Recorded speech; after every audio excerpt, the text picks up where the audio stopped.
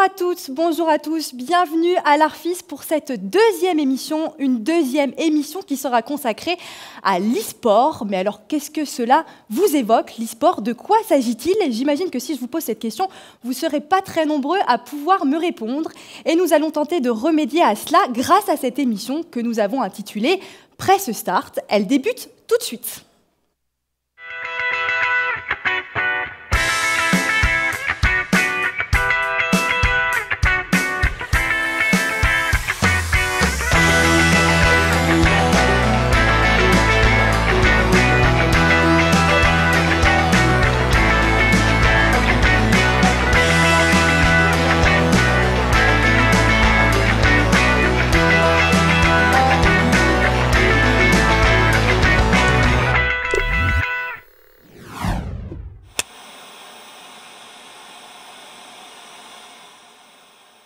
L'e-sport est en pleine expansion et risque fortement de devenir d'ici quelques années une discipline à part entière. Nous allons tenter de répondre à deux questions dans cette émission. Déjà, la plus importante, qu'est-ce que l'e-sport? Et également, quel est le lien entre l'e-sport et les métiers de l'audiovisuel? Alors, pour répondre à ces deux questions, nous aurons trois invités avec nous aujourd'hui. Le premier, il s'agira d'Hugo Poisblanc. Alors, avec lui, on parlera de l'évolution de l'e-sport au fil des années. Puis nous recevrons ensuite Valentin Lormeau, et lui, il nous parlera justement de ce lien entre e-sport et métier de l'audiovisuel. Et en toute fin d'émission, on accueillera un étudiant de l'Arfis. Il s'agit de Thomas Repelin, et il est aussi joueur de haut niveau dans l'e-sport. Comme ce matin, surtout, n'hésitez pas à nous regarder en live sur YouTube et sur Facebook, et surtout à interagir avec nous. Posez-nous vos questions. Une d'entre elles sera retenue et posée à nos invités en fin d'émission. Donc n'hésitez pas, on passe tout de suite à la première partie de notre émission.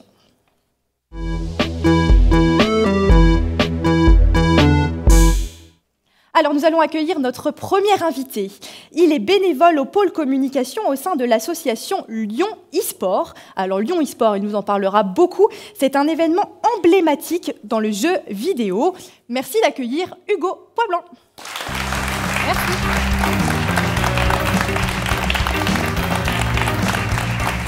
Bonjour. Bonjour. Bonjour Hugo Poisblanc, merci infiniment d'avoir accepté notre invitation. Avec plaisir. Alors je vais vous présenter à nouveau. Vous êtes au sein de l'association Lyon e-sport depuis maintenant 5 ans. À peu près. Vous participez à l'organisation d'événements comme la Lyon e-sport, donc qui a eu lieu il y a tout juste un mois. Et vous êtes également fan de jeux vidéo puisque vous jouez aux jeux vidéo depuis 20 ans. Bonne vingtaine d'années, ouais. Donc facilement. Je pense que vous êtes le meilleur client pour nous répondre. On attend une réponse à cette question. Qu'est-ce que le e-sport? Alors, pour faire une définition assez simple, on va partir du principe que le jeu vidéo, c'est quelque chose que tout le monde peut jouer sur son canapé, etc. Il y a un moment ou un autre où le jeu vidéo peut devenir compétitif quand on va s'affronter avec des amis. L'e-sport, c'est ça en fait. L'e-sport, c'est le jeu vidéo compétitif.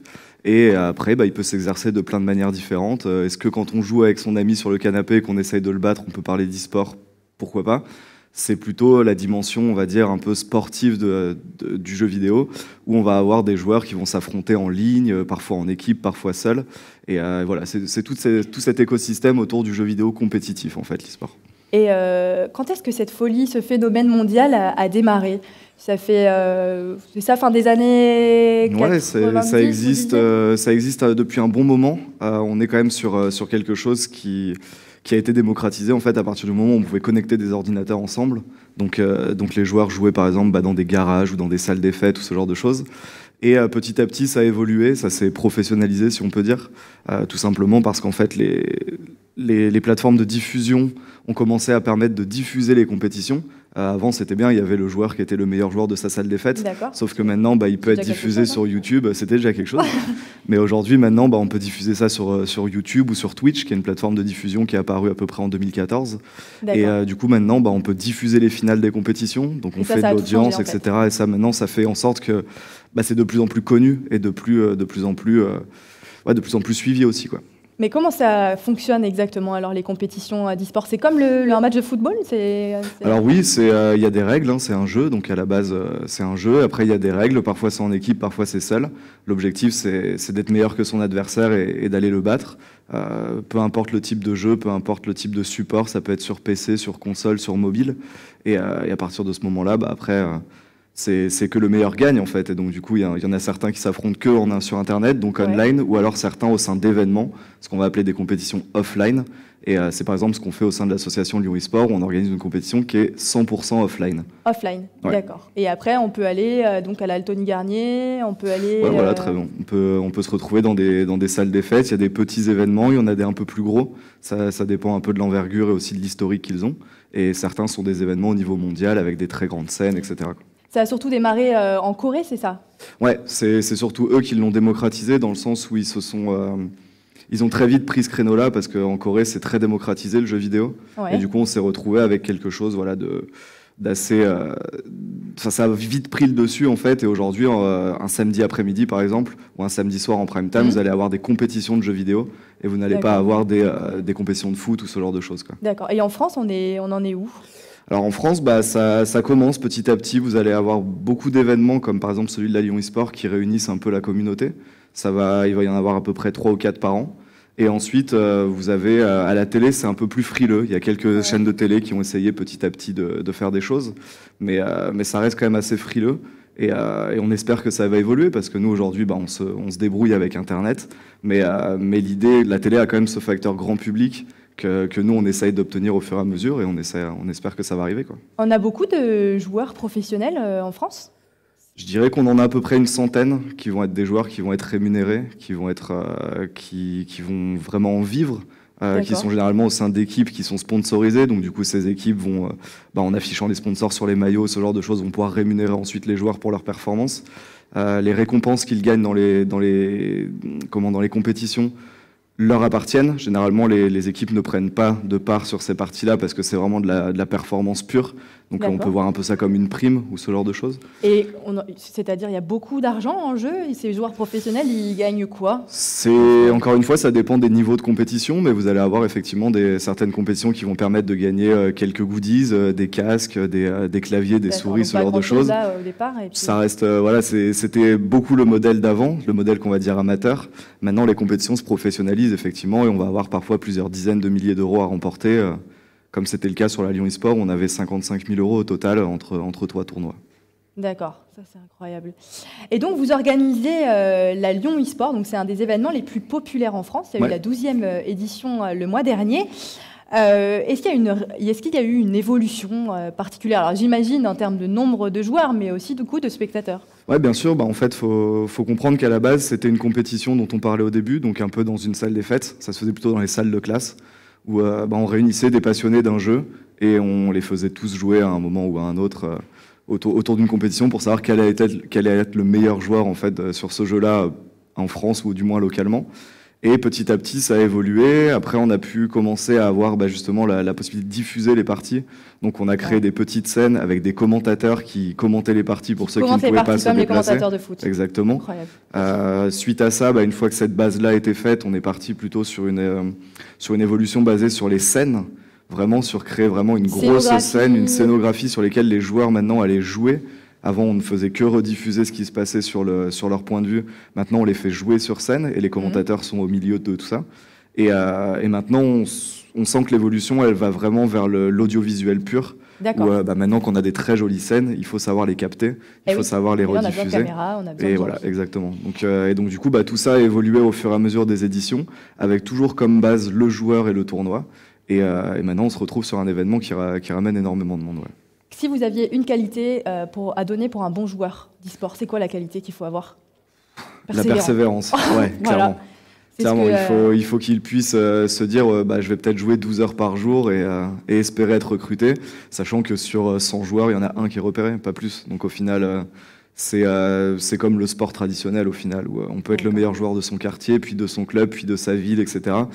Au bout d'un moment, il n'y en a qu'un seul qui va être pris, qui va être recruté. Il faut être vraiment le meilleur. Donc, on va regarder un petit sujet, mais avant, je tiens à vous rappeler, surtout n'hésitez pas à interagir avec nous, à nous poser vos questions grâce au hashtag ArfisJPO 2019. Une des questions sera sélectionnée et posée à Hugo, d'ailleurs, à la fin de l'émission. Nos étudiants à l'Arfis sont allés tourner une interview au Meltdown. Alors, vous devez connaître, j'imagine, le Meltdown. C'est un bar e-sport à Lyon qui met à disposition tout type de jeux vidéo confondus. Et ils sont allés à la rencontre d'une étudiante, surtout Victoria. Victoria Palombo. C'est une joueuse professionnelle et on découvre tout de suite son quotidien.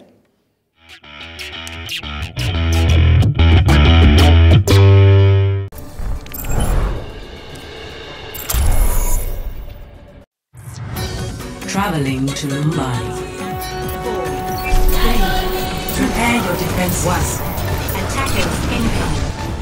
Defend objective A. Je m'appelle Victoria, j'ai 26 ans, ça va faire 3 ans que je joue à Overwatch depuis la bêta. Je passe de 9h du matin à 18h30 le temps de rentrer chez moi en fait au boulot. Après je rentre, je m'accorde 45 minutes de pause, où, genre je me douche, je mange tout ça, je me pose. Et après direct c'est warm-up et entraînement 6 soirs sur 7. Alors faut savoir que j'ai commencé Overwatch dans une équipe féminine. Bah, comme toute nana, je pense que j'ai été confrontée à beaucoup de sexisme en fait dans le milieu. J'ai été confrontée plusieurs fois à des gens qui ont annulé mes try-outs en fait dans des équipes quand ils apprenaient que j'étais une fille en fait parce qu'ils considéraient que je n'avais pas le niveau, sans me tester. Donc j'espère sincèrement que ça va évoluer et que les gens vont se rendre compte que qu'on est capable autant que les mecs de faire des bons résultats quoi. Ça me fait rire en fait, les gens qui disent ouais mais de toute façon c'est pas du sport, tu bouges juste 2 doigts et puis ton poignet et puis c'est bon quoi. C'est juste des entraînements intensifs, c'est un objectif sur du haut niveau.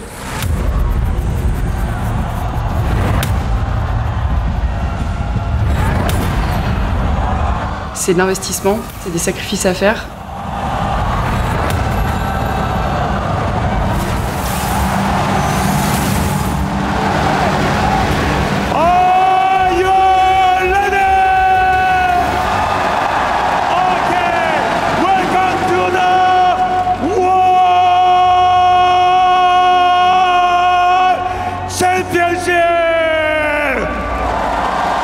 Et donc j'espère sincèrement que la scène sportive va se développer et que les gens vont prendre conscience que les gens qui jouent aux jeux vidéo sont là aussi pour faire de la compétition et qui peuvent être considérés en tant que sportifs. Victory.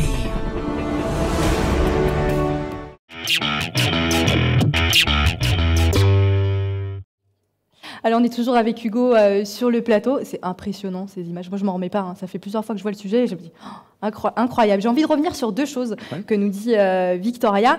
Elle nous parle de sexisme. Quelle est la place de la femme dans l'e-sport? J'imagine que c'est pas facile pour elle. Alors, si on parle plutôt des personnes qui organisent, ceux qui produisent, etc., on a quand même finalement pas mal de femmes qui sont dans les milieux de la production événementielle ou audiovisuelle ou ce genre de choses. Sur le devant de la scène, donc du coup les joueurs, c'est un peu plus compliqué. Ouais. Pour une raison qui est totalement bête, parce qu'une joueuse de jeux vidéo, quand elle est derrière son écran, elle peut être meilleure qu'un joueur de jeux vidéo. Ça pose de problème à personne. Le problème, c'est dès que elle est sur le devant de la scène. Là, ça pose des problèmes à beaucoup de personnes. C'est des insultes sur les réseaux sociaux. C'est de toute façon, t'es là parce qu'on t'a aidé à jouer, etc. C'était pas toi derrière l'ordinateur, etc. Donc tout ce qu'on peut imaginer, on en est là bien comme il faut. Allez-y les filles, alors. Et donc du coup, on a quand même des initiatives qui se passent sur des équipes qui vont se lancer en 100% féminine ou ce genre de choses, histoire de moins supporter cette pression-là. Et là où au final on retrouve le plus de filles qui sortent du lot, c'est sur les jeux en 1 contre 1. Parce que là, il n'y a pas de notion d'équipe, il n'y a pas besoin de faire d'équipe mixte ou quelque chose comme ça. Et c'est une fille va être meilleure que tous les autres. Et voilà, là, il n'y a rien à dire en fait. Donc, il y a une autre petite phrase qui a retenu mon attention. Elle dit on me dit que c'est pas du sport, il y a juste à appuyer sur 3 touches. C'est du sport, c'est pas du sport?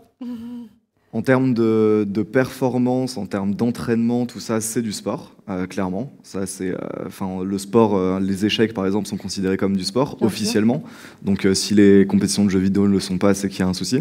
Après, il y a quand même beaucoup de différences entre un sport traditionnel qu'on peut faire en club avec une fédération, etc. De dépenses, mais en tout cas, oui, aussi en termes de dépenses physiques. Mais en tout cas, voilà, il y a une même concentration, une même évolution de la performance. Toutes ces choses-là sont très très similaires au sport. Ouais. D'accord. Comment vous voyez l'avenir de l'e-sport? Ça va grossir encore? C'est un phénomène de mode? Ça va s'épuiser? On va jouer encore plus? Non, On va je avoir des pense stades qu'on- pleins comme en Corée, là, sur la vidéo? On n'ira pas forcément, ou du moins pas tout de suite, à un engouement aussi fort que la Corée. Après, ça dépend aussi des investissements qui sont faits. C'est un milieu culturel, ça c'est indéniable. C'est quelque chose qui est en train d'exploser. C'est un sport pour certains, c'est un divertissement pour d'autres, c'est un métier pour encore d'autres personnes. Donc on est quand même sur un milieu qui est en train d'exploser et qui fait des audiences qui se rapprochent des plus gros sports.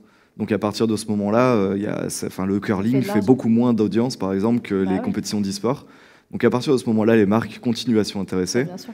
Et au-delà de l'e-sport, il y a aussi le jeu vidéo en général qui est en train de prendre vraiment de l'ampleur. L'ampleur aussi. Donc du coup, la composante sportive va prendre de l'ampleur. Et donc du coup, je pense qu'on a promis quand même un assez bon avenir. À l'avenir. Ok, Ouais. bon, on verra ça. Merci beaucoup Hugo Avec d'avoir plaisir. répondu à nos questions. Alors on vous retrouve en fin d'émission, justement Très pour bien. la question des internautes pour le moment web.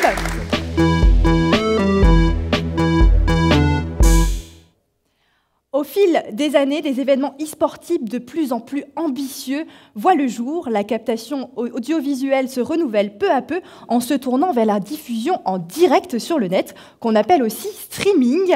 Nous allons accueillir donc un deuxième invité pour parler de cette diffusion en streaming. Alors, il est directeur technique et fondateur de la société Gozulting, une société qui est justement spécialisée dans la production d'événements e-sport. Merci d'accueillir Valentin Lormeau.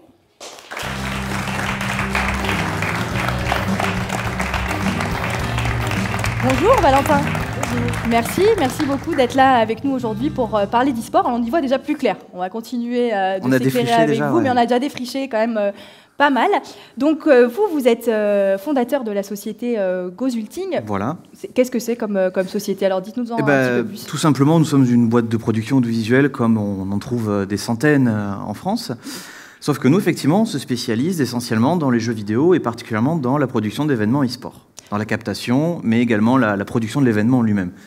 Vous avez ferré le bon plan alors? Ouais. Parce que là, ça doit être en train d'exploser pour vous. Ça va très bien. C'est vrai que je ne vais pas le cacher, effectivement. Mais voilà, c'est un métier passion. On est à la base 4 passionnés de jeux vidéo déjà. Et ensuite de compétition, de sport électronique, e-sport. Qu'est-ce qui vous a attiré alors dans l'e-sport? Qu'est-ce qui vous a excité tout de suite? Alors personnellement, c'était le côté captation vidéo. Moi, j'aime beaucoup l'aspect, effectivement, les images, pouvoir diffuser, en fait. Et puis, la production sportive, à la base, m'intéressait déjà beaucoup. Mais il y a quelque chose qu'on a récupéré avec la captation web dans l'e-sport, c'est la proximité avec le public, en fait. Ouais. Et ça, c'est quelque chose de très riche, finalement. Il y a un lien, parce que les gens peuvent réagir en temps réel, il y a un chat, il y a un échange, ils discutent tous entre eux dans une espèce de grande salle de discussion. Et puis, c'était en fait un moyen aussi pour moi de démocratiser le jeu vidéo, de le rendre plus populaire, de le sortir de son loisir, de cette espèce d'image de gars enfermés chez eux, qui ne sortent pas, qui communiquent avec personne, alors qu'en fait, maintenant, on remplit des stades, on constitue des équipes, des gens se rencontrent, des gens se marient grâce à des jeux vidéo. Enfin, finalement, c'est beau. Il y a une vraie communauté en fait qui est en train de naître, et ça, c'est ça grâce à vous, en fait, grâce à ceux qui commencent à diffuser sur le net. Parce qu'avant, effectivement, vous le disiez très bien, ça se passait derrière son écran, on était un peu tout seul, et là, en fait, c'est la diffusion, le streaming qui a tout changé. Effectivement, oui et non, parce que avant le streaming, les gens se réunissaient déjà, je pense notamment au LAN, où il y a 100, 200 personnes qui se réunissaient. Salles, voilà. Entières en réseau. Voilà, il y avait des tournois de jeux vidéo et tout. Mais là, effectivement, c'est un moyen de montrer au grand public que voilà, le jeu vidéo en fait, se développe de manière exponentielle. Et c'est là qu'on intervient, nous, effectivement, parce qu'on capture en fait, des émotions, on fait du storytelling et on est finalement au cœur de l'action. Et c'est ça qu'on veut vraiment retransmettre au public. C'est ça, ça demande beaucoup d'organisation, ça ne doit pas être simple comme mise en place. En fait, très honnêtement, je pense qu'on n'est pas très loin d'une boîte de production TV, puisqu'on est finalement dans des mécaniques qui ressemblent assez au sport. Hein. Nous, on a des athlètes, des joueurs. Il va falloir qu'on montre leurs émotions, mais ensuite, on doit également montrer la performance en elle-même. Donc, effectivement, c'est là où ça diffère un peu du sport. C'est qu'il va falloir montrer les images du jeu. Voilà. Et regarder le joueur en même temps. Exactement. Donc, du coup, ça fait des réalisations qui sont parfois très, très dynamiques, très soutenues. Enfin, par exemple, quand on se retrouve avec des jeux où il y a 100 joueurs en simultané, il faut trouver la bonne action au bon moment. C'est ça, il faut combien de caméras? C'est un défi fantastique. Voilà, vu que on a l'avantage dans le jeu vidéo d'avoir ce qu'on appelle un mode d'observation, où on a une caméra qui se déplace virtuellement dans toute la zone de jeu et qui peut s'attarder sur tel joueur. Mais après, ça, sur le plateau, on doit capturer le joueur dont on a déjà le point de vue dans le jeu. Donc on a des cadreurs volants, des caméras tourelles, et c'est souvent des dispositifs qui sont très très lourds finalement. Même parfois même plus lourds que des gros concerts américains ou des gros shows. Incroyable. Mais finalement avec des moyens en plus qui sont pas du tout à la même hauteur, en fait, complètement. Au final, d'accord. Très bien. Justement, nous à l'école, à l'Arfis, nous avons un joueur donc de très bon niveau. Il est en 3e année, en tout cas, de la filière Digital Media. Il aurait aimé se lancer professionnellement dans l'e-sport. Peut-être que ça lui arrivera. Il est encore jeune et il est notamment célèbre grâce au jeu League of Legends. Nous accueillons tout de suite Thomas Replin.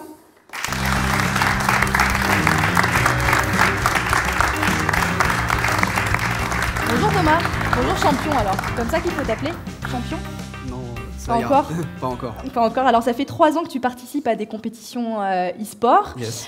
Dans des événements d'ailleurs tels que la Lyon e-sport, dont on a parlé tout à l'heure, et tu tiens une chaîne aussi pédagogique concernant le jeu League of Legends, et tu donnes tes conseils aux débutants sous le pseudonyme de Ice. Yes. Exactement.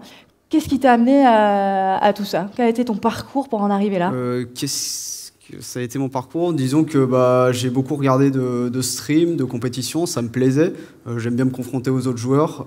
Depuis tout petit, déjà, la plupart des jeux que je fais, c'est des jeux joueur contre joueur. Donc ça m'a vraiment poussé à aller dans l'e-sport. Après, la pédagogie, je sais pas, j'aime bien parler aux gens, faire du social. Donc aider les nouveaux joueurs qui ne comprennent pas forcément le jeu de la même manière que toi, les aider à progresser, ça me paraît assez intéressant. Alors, qu'est-ce que tu fais exactement? Parce que du coup, j'essaie d'imaginer. Tu es sur ton jeu, toi? Ouais, je suis sur mon ordinateur jeu, donc c'est sur Twitch, donc comme on l'a dit, du streaming. Interaction avec les viewers qui est du coup plutôt forte. S'ils ont des questions, j'ai un autre écran à côté, je peux y répondre.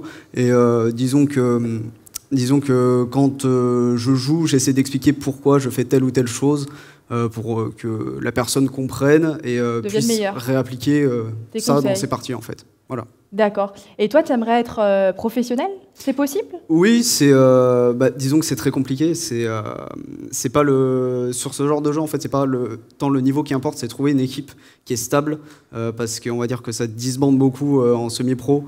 Donc l'équipe se disloque. Il faut une équipe alors, tu peux pas jouer si t'es tout seul? C'est ça, il y a certains jeux en 1 contre 1, moi c'est un jeu 5 contre 5, donc il faut forcément une équipe.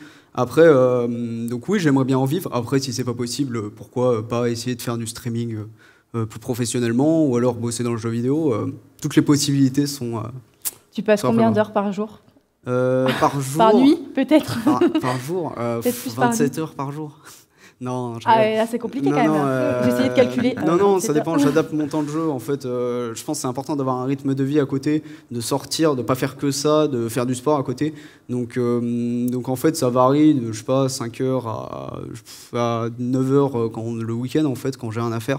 Donc voilà, c'est très variable. Après, comme l'a dit Hugo tout à l'heure, j'ai entendu, s'il faut de la persévérance, ça veut dire qu'il faut jouer à mort pour percer dans le milieu, je suis prêt à le faire. Il faut accepter l'échec aussi, quoi. Oui, voilà, il faut accepter l'échec, c'est très important, ça comme aussi. Dans tous les sports, en fait. Exactement. Ouais. C'est fatigant, quand même. C'est fatigant, très fatigant mentalement, ouais.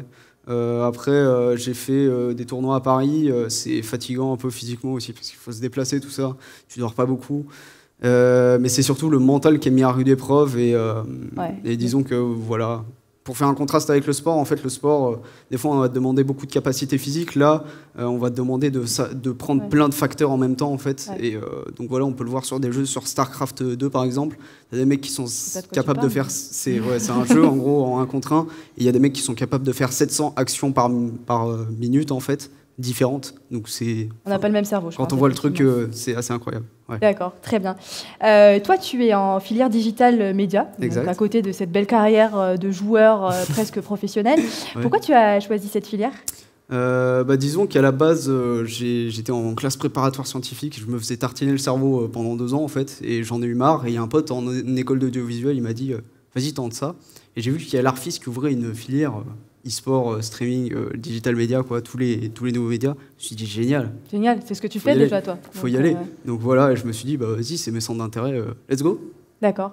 Donc ton avenir, tu le vois plutôt comment? J'essaie de pas voir mon avenir en fait. Oh, c'est stressant. Retourner vers l'avenir quand même, mais on se laisse porter un peu. Voilà. D'accord, très bien. Mais merci infiniment à tous les deux d'être venus sur notre plateau pour nous parler d'e-sport et des métiers de l'audiovisuel donc qui vont autour. Merci parce que ça nous a beaucoup éclairé. Alors Valentin, restez avec nous car nous passons maintenant à la toute dernière partie de notre émission et Hugo Poisblanc va nous rejoindre tout de suite après.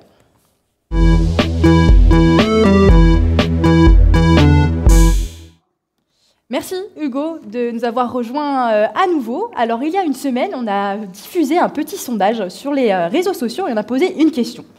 On a posé cette question-là. Combien de personnes ont regardé la finale des championnats du monde du jeu League of Legends en 2018 ? Beaucoup trop. Alors, du coup, plus d'une 50% des gens sur les réseaux sociaux ont répondu 20 millions. Est-ce que ça vous semble juste ? Ça vous semble très très très loin de la réalité ? Oui. Dites-nous, qu'est-ce que vous en pensez, Valentin ? Ça dépend si c'est selon les organisateurs ou selon la police. Voilà. C'est vrai que les chiffres... Il y a deux écoles, hein, bien évidemment. Mais on a quelques problèmes en ce moment avec les chiffres, parce qu'on a souvent des chiffres énormes qui sortent notamment du marché asiatique et qui sont difficilement vérifiables. 20 millions, ça me paraît peut-être pas suffisant pour les finales des Worlds. Ouais. Mais les chiffres que j'ai vus ne correspondent pas non plus, à mon avis, à la réalité, donc c'est difficile à dire. D'accord. Hugo, un petit avis ? C'est le même constat, en fait. On est sur une audience dans les pays asiatiques, et notamment en Chine, qui est démesurée. Mais quand on dit démesurée, c'est qu'à l'échelle d'un pays de 1,7 milliard d'habitants à peu près, quand il y a une petite compétition, elle fait 50 millions de spectateurs. Donc c'est démesuré. Si on exclut cette audience, et c'est généralement ce qui se fait quand les stats officielles sortent, c'est qu'il y a les stats mondiales et il y a les stats hors marché asiatique ou hors Chine. Et je pense qu'on est à peu près sur... en tout cas, en cumulé, ça fait beaucoup plus que 20 millions. Ça fait peut-être pas effectivement les chiffres qu'on a vus passer. Moi j'ai vrai chiffre, et effectivement on était très très loin de la réponse, vous avez raison, puisque la finale a avoisiné les 99,6 millions, donc les 100 millions quasiment de spectateurs. Ça vous paraît beaucoup plus logique ? Pas incohérent. Pas fou. Pas incohérent par rapport... Ça reste des chiffres très respectables, surtout pour une pratique qui est en pleine progression et qui est finalement assez jeune. Après, oui, je pense que ça reste quand même un beau score dans l'absolu pour le jeu vidéo et l'e-sport. D'accord. Vous pensez que ça va continuer sur cette lancée ? Oui, très clairement. On est dans un marché en fait qui est en progression. Le seul problème qu'on a, c'est qu'on a une espèce de bulle avec des acteurs qui veulent faire grossir et qui n'ont pas vraiment de vision long-termiste. Donc ils flambent beaucoup et on risque la récession, et on en a eu plusieurs déjà. Ouais. Mais dans l'absolu, les chiffres progressent. Il faudrait qu'il y ait une fédération qui se mette en place, qui soit un peu plus officielle, comme une FIFA pour les jeux vidéo. Pas forcément une fédération. Au-delà de tout ça, c'est vraiment, faut comprendre que c'est vraiment l'éditeur de jeux vidéo qui va porter son jeu et qui va en faire, s'il le souhaite, un e-sport ou pas, ou son jeu va devenir un e-sport plutôt amateur, mais sans forcément être poussé, on va dire, au niveau professionnel. Il faut surtout que les éditeurs comprennent que c'est une audience, que c'est une façon aussi de médiatiser son jeu, qui est une autre façon que la publicité classique ou ce genre de choses. Et il y a beaucoup de personnes, et c'est nous ce qu'on essaye de faire en tant que créateur d'événements, qui viennent voir du jeu vidéo, mais qui ne jouent pas forcément. D'accord. Et donc du coup, par l'e-sport, comme en fait la finale de la Coupe du Monde de foot, qui a réuni 15 millions de téléspectateurs en France, il n'y a pas 15 millions de personnes qui jouent au foot, loin de là. C'est un peu le même principe. Donc l'audience va grandir. L'audience est là en plus et elle attend du vrai contenu. Par contre, il faut que les éditeurs se mettent un peu la main. Alors on a une dernière question pour vous. C'est une question qui a été posée par un internaute. Alors c'est Mathilde qui nous demande, est-ce que certains joueurs e-sportifs arrivent à vivre de leur statut professionnel ? On en a un petit peu parlé tout à l'heure, donc oui, il y en a qui peuvent.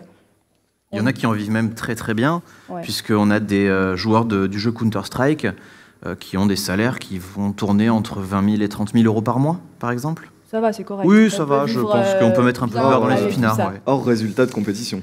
Ça va, tout va bien, ils sont bien, on va pas les plaindre. Une petite prime de 100 000 euros si jamais on gagne la compétition et tout ça, donc on peut bien s'en sortir. Ouais. Merci infiniment à toutes les deux d'être venues nous parler d'e-sport sur ce plateau. On a découvert quelque chose j'imagine, très peu de gens connaissent.